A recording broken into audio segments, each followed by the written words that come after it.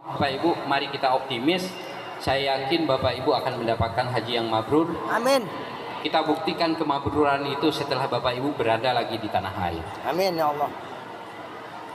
Kemabruran itu akan Bapak Ibu lihat dari rasa optimis, tidak lagi berprasangka buruk terhadap diri, terhadap Amin. lingkungan, terhadap orang lain, apalagi terhadap Allah. Allah. Kemudian kita sebagai panitia penyelenggara ibadah haji di Saudi Arabia, insya Allah tanggal 8 sudah akan berangkat ke Saudi. Kloter pertama akan berangkat di tanggal 12 Mei. Jadi kita mau gelar tikar dulu Pak di sana. Gelar tikar dulu untuk menyambut kedatangan Bapak Ibu. Nanti pulangnya gitu, Bapak Ibu pulang ke tanah air, kita menggulung tikar lagi di sana.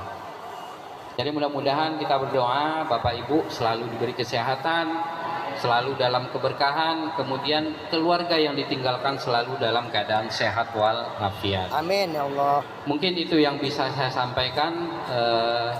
Perbanyak maaf, billahi taufik wal hidayah. Assalamualaikum warahmatullahi wabarakatuh. Waalaikumsalam. Jelasan di dinya. Ya benar. Di luar. Jelas di dia banyak.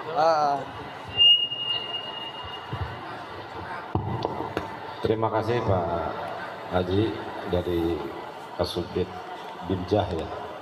Selanjutnya ini materi terakhir nih terkait dengan kesehatan. Enggak Pak Haji Didin.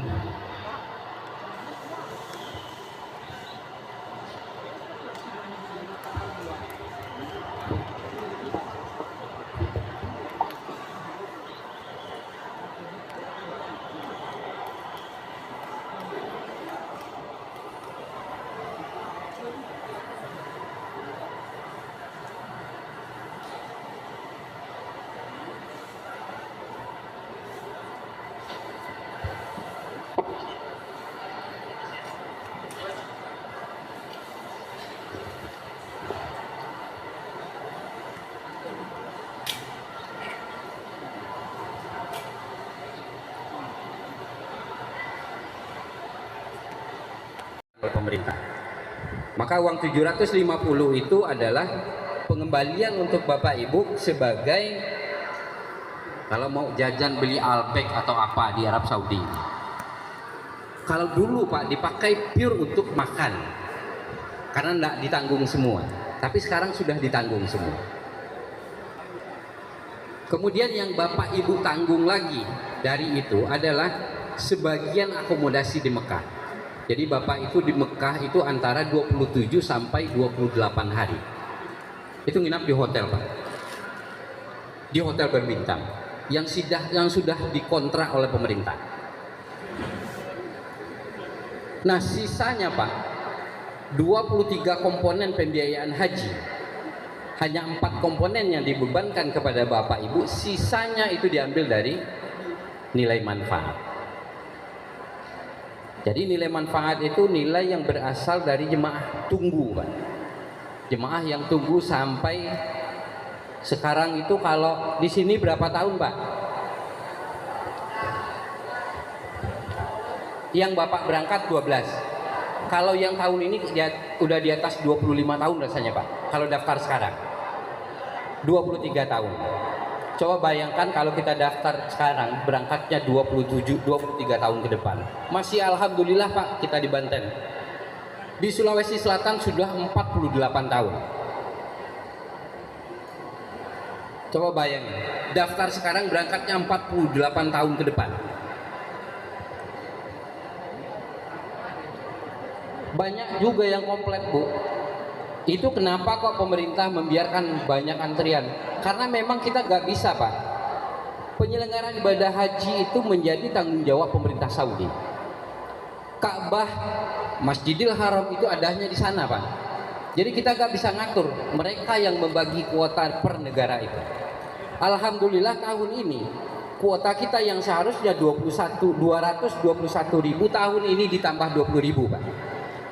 Menjadi 241.000. 223.000 itu untuk jemaah haji reguler, 17.000 itu untuk jemaah haji khusus. Jadi begitulah Pak perputaran haji setiap tahunnya. Dan kita selalu dikritisi oleh masyarakat tentang penyelenggaraan ibadah haji. Karena akan banyak kekurangan, Pak. Kenapa kita tidak bisa menyempurnakan penyelenggaraan ibadah haji? Karena objeknya beda, Pak. Kalau sekarang Bapak Ibu naik haji, ada kekurangan yang Bapak Ibu berikan kepada kami, Bapak Ibu sampaikan kepada kami. Kalau tahun depan yang berangkat itu Bapak Ibu lagi, kita akan bisa perbaiki. Cuma yang berangkat itu bukan Bapak Ibu lagi, sudah beda orang lagi dengan selera berbeda lagi. Jadi kalau objeknya sama, kita akan bisa sempurnakan penyelenggaraan ibadah haji. Tapi ini objeknya berbeda terus, Pak. Setiap tahun orangnya beda. Di saat kita diberi kritikan bahwa di sini kita harus tutupi kekurangan kita, di saat kita tutupi, di sisi lain kita juga mendapatkan kekurangan.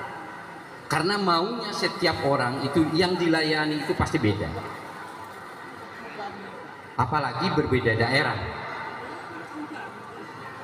Nah, itulah problematika haji yang kita rasakan setiap tahunnya. Namun pada tahun ini, Pak, insya Allah akan lebih baik. Tahun kemarin adalah tahun sulitnya sepanjang sejarah penyelenggaraan ibadah haji. Tahun kemarin itu tahun yang paling sulit, Pak. Karena 67.000 jemaah kita tahun kemarin itu adalah jemaah lansia. Jemaah yang usianya di atas 65 tahun. Jumlah kursi roda yang dibawa dari tanah air oleh jemaah ke Saudi itu 6.584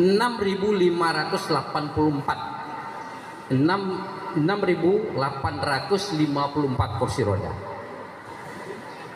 Tahun kemarin nggak ada pendamping, Pak. Tahun ini itu sudah dibuka lagi pendamping, penggabungan suami istri, penggabungan orang tua dengan anak, atau pendamping lansia. Tahun kemarin nggak ada, pure itu jemaah mandiri semua. Coba bayangkan, Pak, bagi Bapak yang sudah pernah melaksanakan ibadah haji, mendorong kursi roda di Musdalifah, coba bayangin, Pak, itu pasir, Pak. Satu orang tidak akan mampu mendorong satu kursi roda, minimal 3 orang. Karena bawahnya itu pasir, rodanya itu udah tenggelam, Pak, dalam pasir. Nah, itulah kemarin yang menyebabkan mungkin Bapak dengar peristiwa di Musdalifah. Itulah penyebabnya, salah satunya, Pak. Kita luput menghitung proses loading jemaah haji dari Musdalifah naik ke mobil.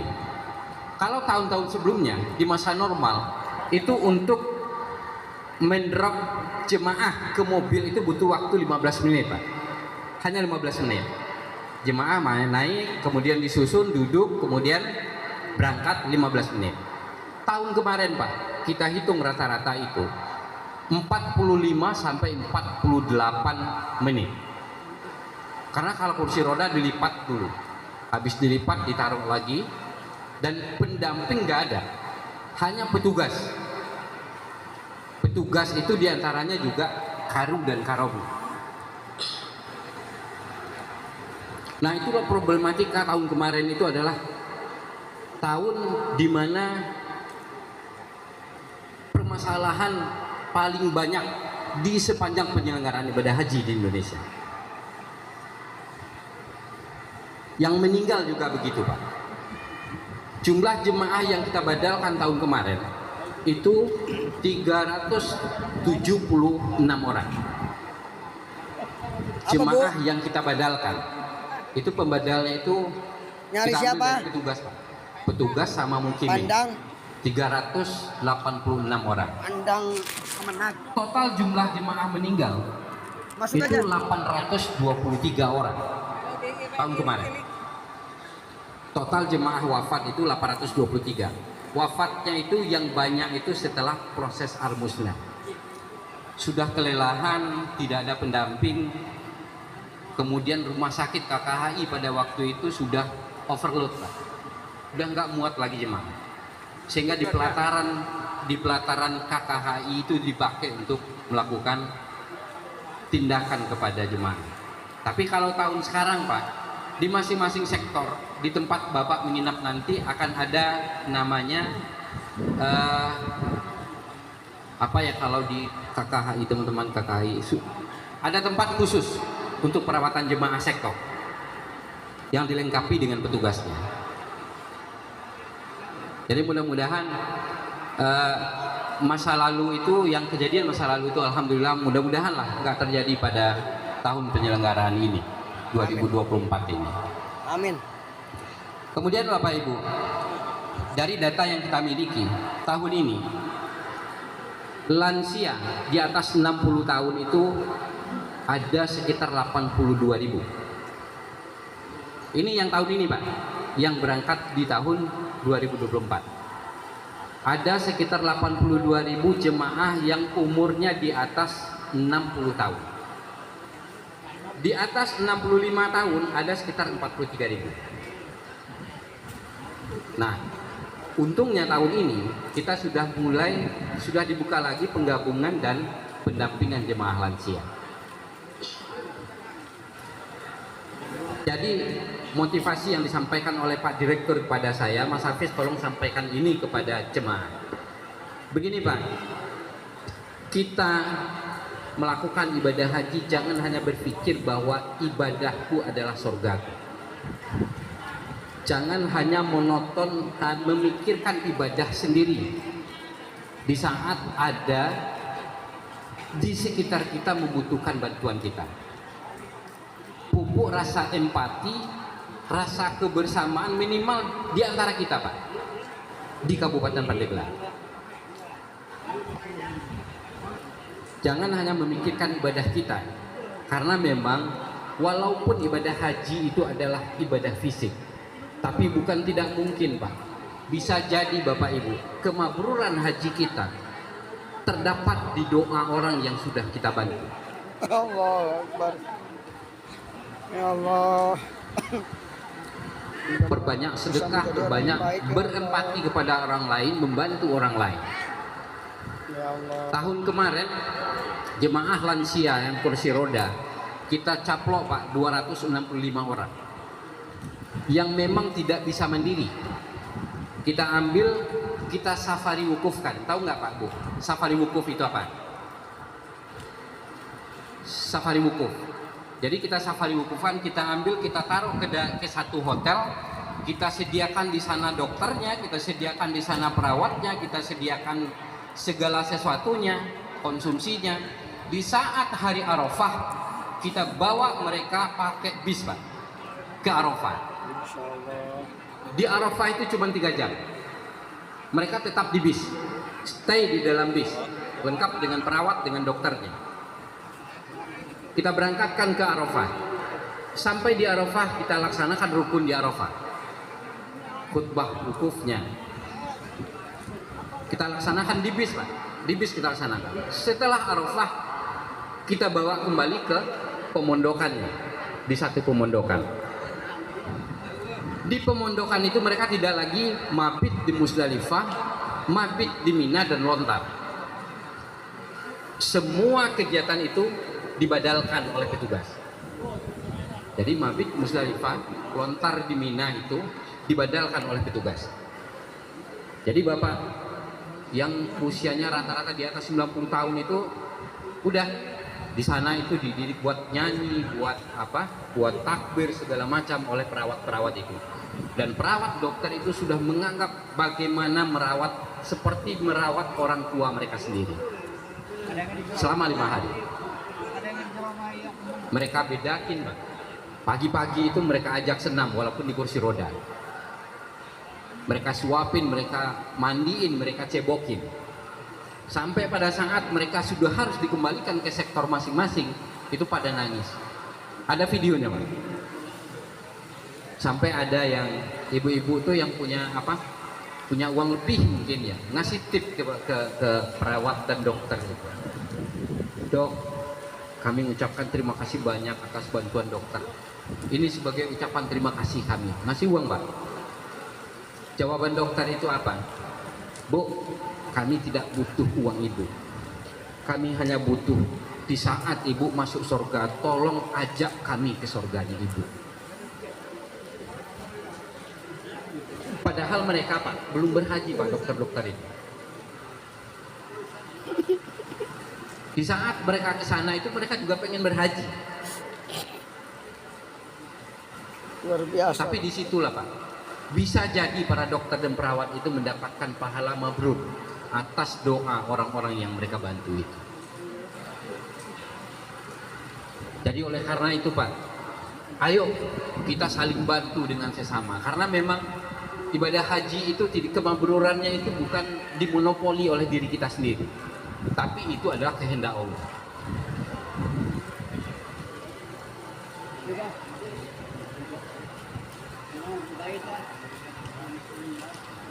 Jadi selama penyelenggaraan ibadah haji jangan berpikir Pak bahwa ibadahku adalah surgaku. Jangan berpikir seperti itu. Bagaimana kita menjadikan ibadah kita adalah surga juga buat orang lain. Jadi pada saat Bapak Ibu berangkat nanti, mulailah memupuk rasa itu. Kemudian yang kedua, pesan Pak Direktur yang harus saya sampaikan kepada Bapak Ibu,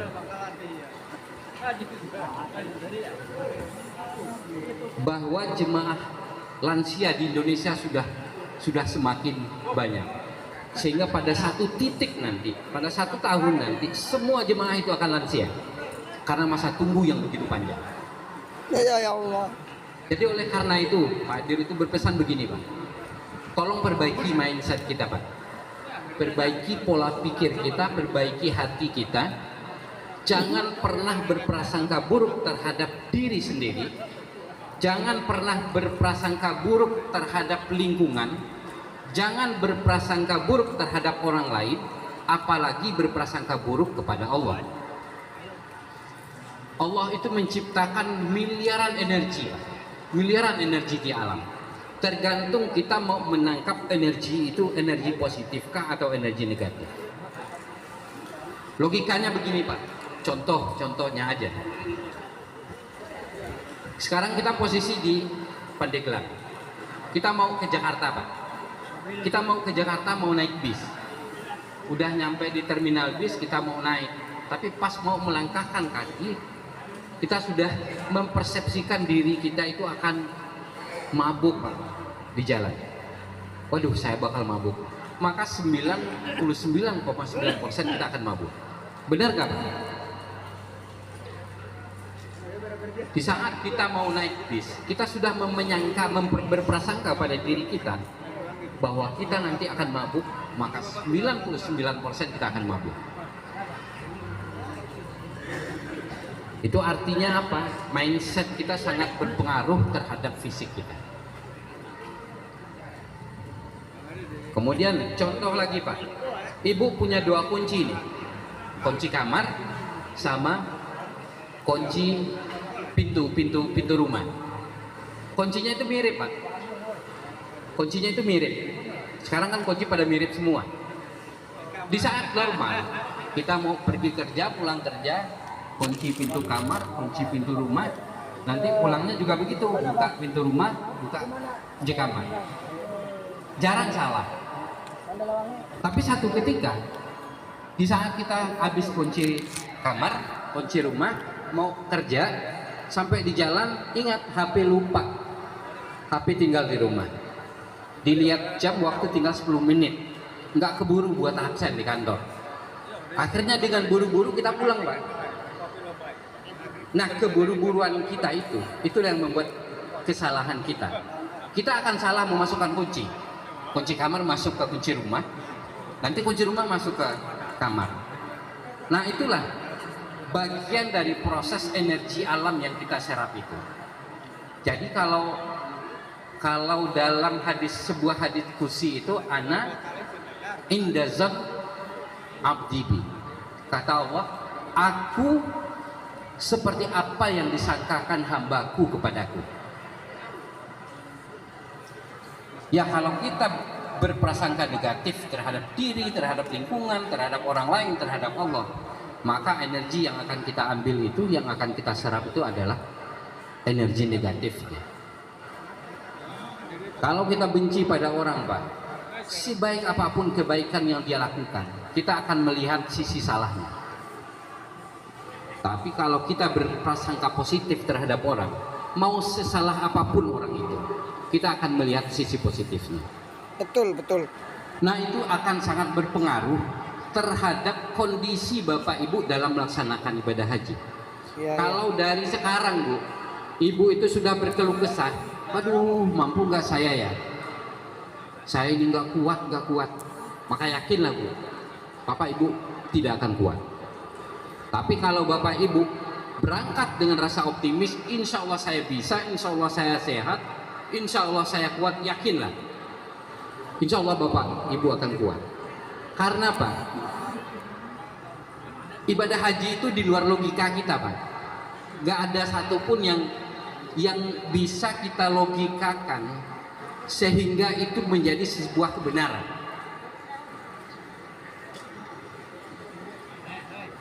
Untuk begini, Pak, haji itu adalah ibadah fisik. Ibadah fisik itu tidak hanya menentukan, tidak hanya untuk menyatakan bahwa kita itu harus kuat melaksanakan ibadah haji. Tapi makna ibadah haji sebagai ibadah fisik adalah bahwa Bapak Ibu secara fisik harus berada pada tempat yang ditentukan pada waktu yang sudah ditentukan juga. Beda dengan sholat, Pak. Kalau sholat rukunnya 13. Ya, benar, Pak? betul. Ya, Bu. Rukun sholat itu 13. Kita laksanakan rukun itu di tempat yang sama, hampir di waktu yang sama. Di tempat yang sama. Kita menghadap kiblat, Allahu Akbar sebagai niat, kemudian takbiratul ihram, kita lakukan di tempat yang sama. 13 rukun sampai habis kita lakukan di tempat yang sama. Haji rukunnya 5, Pak. 6 dengan tertib. Tapi di masing-masing rukun itu berbeda tempat. Kalau Bapak Ibu gelombang pertama, maka ihram Bapak Ibu akan dipasang di Bir Ali untuk niat. Wukuf Ibu lakukan di Arafah. Tawaf Bapak Ibu lakukan di Masjidil Haram. Sa'i Bapak lakukan di Masjidil Haram. Tahallul juga. Jadi itu beda-beda tempat dan beda waktu. Beda tempat, beda waktu. Walaupun rukunnya cuma 5. Apakah sah? Saya pengen tanya, Pak. Kalau Bapak sudah memenuhi rukun di saat tahallul Ibu sudah di Bir Ali, kemudian wukuf di Arafah tanpa membaca doa, sah nggak haji Bapak? Pokoknya Bapak ada aja di situ tanpa berdoa. Boleh nggak, Bu? Haji itu tidak ada merukunkan, tidak ada mewajibkan bacaan apapun. Di saat Bapak sudah ada di sana, maka haji Bapak Ibu itu sah. Tapi sayang, Pak, di saat kita di sana kita tidak berdoa, sementara itu adalah tempat mustajab. Nah, di situ kalau di segi keabsahan haji itu sudah sah. Tidak sama seperti sholat. Kalau sholat ada rukun bacaannya, harus baca Al-Fatihah, harus baca syahadat. Tapi kalau di haji tidak ada rukun bacaan. Yang penting Bapak Ibu ada di situ di waktu itu.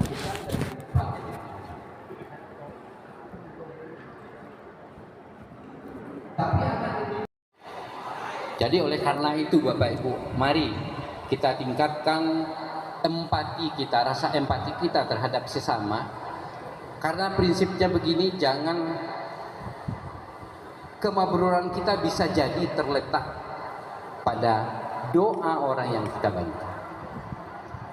Kalau kita, Pak, kalau kita petugas ya, kami itu membiasakan kalau ke haram itu bawa uang 5 rial itu, Pak. Jadi kalau kita ke haram kan ada yang tukang sapu dari Uzbekistan, yang dari Pakistan, dari mana, petugas kebersihan itu. Nah, kita kasih, Pak, sedekah ke beliau. Bisa jadi doa beliau-beliau itu yang akan membuat kita mendapatkan haji yang mabrur. Gak usah ragu untuk itu, gak usah ragu untuk bersedekah di sana. Yakinlah, akan Allah ganti sesampai Bapak Ibu di tanah air.